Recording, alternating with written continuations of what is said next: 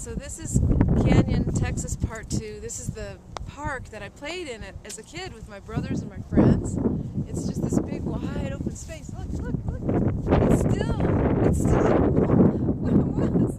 You can go there. And this is the original thing. We used to climb on top of this. See, in Texas they have, in all the picnic areas, they have covered places because it's so hot and you need shelter from the sun. But we played on that and we'd climb up top. And I remember we had a Mexican friend. That's the one who stole the family movie camera. But he befriended us. My parents kind of took him in and fed him, and who knows what his story was, but he taught me some Spanish words. My first lesson in Spanish was from our friend.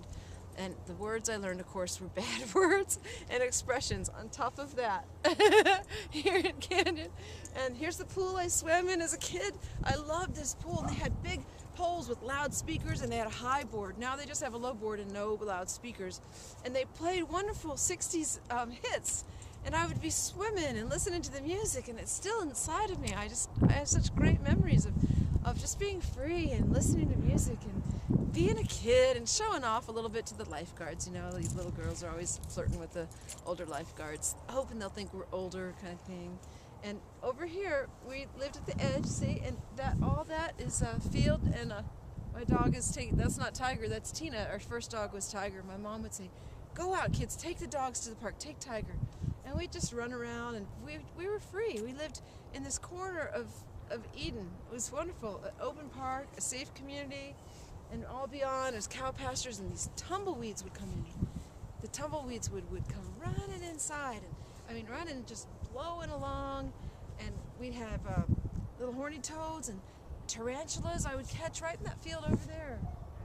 I would go out with a jar. I remember catching a tarantula, finding one, and bravely scooting it inside of a glass jar and taking it and poking holes in the top of the jar and taking it to my classroom. I think it was third grade class at Rex Reeves Elementary, which still exists now. It's merged with middle school.